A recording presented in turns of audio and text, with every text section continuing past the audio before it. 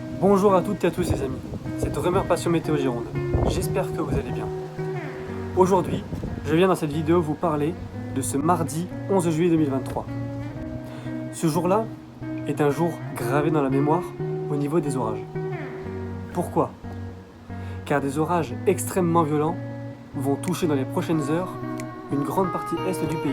Nous avons actuellement 21 départements en vigilance orange pour les orages et dont 5 départements qui sont passés en vigilance rouge pour les orages, phénomène vraiment assez rare, ils sont passés en rouge à 16 heures. Ces départements sont le Haut-Rhin, la Haute-Saône, la Doubs et le Jura. Pour ma part, je trouve ça assez rare de la part de Météo France de mettre du rouge pour les orages. J'en ai déjà vu dans la partie du Gard pour les inondations, mais là dans la partie Est, je crois que pour ma part c'est l'une des premières fois que je vois ça. Mais Météo France n'est pas la seule source météo à avoir mis une vigilance. Nous avons aussi le site Kéronos qui est très connu des services.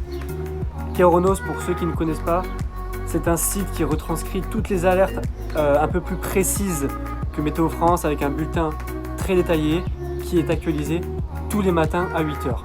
Je vous mettrai le lien en barre d'infos. Pour être très honnête avec vous, ça fait un bon moment que je connais ce site Kéronos qui est extraordinaire et c'est la première fois que je les vois déployer la vigilance de 5 sur 5 pour les orages. Pour vous montrer que ce phénomène et leur vigilance est assez rare, je vais vous lire mot pour mot leur bulletin.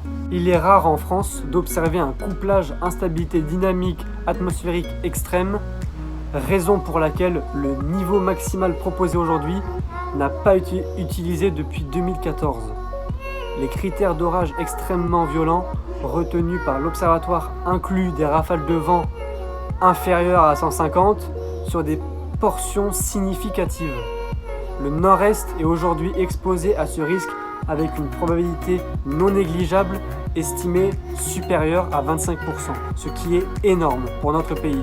Et je sais que maintenant vous allez me poser la question, mais Vincent, pourquoi ont-ils mis une vigilance d'une si grande ampleur ? Je vais vous expliquer. En général, en France, les orages ne dépassent pas des vents à 120 km/h. Et encore, cela reste assez rare. Là, pour ce qui est prévu dans les prochaines heures, les vents pourraient atteindre les 150 km/h, voire plus. Ce sont des rafales qui ont été relevées lors de la tempête 99. Ce phénomène était bien rare. Et là, sous des orages, c'est encore plus rare. Donc je vous laisse imaginer les dégâts que ça va causer. Si on veut parler de grêlons, c'est la même chose. En général, en France, les grêlons sont assez petits ou peuvent atteindre des grosses tailles dans les cas les plus rares. Là, on parlerait de grêlons de 10 cm voire plus. Je ne sais pas si vous vous rendez compte quand même de la taille de la chose. Là aussi, faites vraiment attention à vous. Je vous laisse juste imaginer le carnage que ça va faire. Si on imagine le combo de gros grêlons et de rafales à plus de 150 km/h, ça peut ravager toute une ville entière, voire un département. Pourquoi tout le département carrément ? Vous allez me dire, mais cet homme est fou. Là, on ne peut pas parler d'orage localisé. Là, on parle d'orage généralisé. C'est-à-dire que les orages vont former un arc qui vont ravager plusieurs départements en même temps. C'est ça aussi la dangerosité. Ça serait plus local, la vigilance ne serait pas arrivée à ce stade. Donc si on associe tous ces facteurs, grêlons géants, rafales de vent destructrices et généralité des orages sur plusieurs secteurs, ça laisse placer une vigilance extrême aux orages. À ce moment-là, on parle d'orages supercellulaires. Pourquoi supercellulaires ?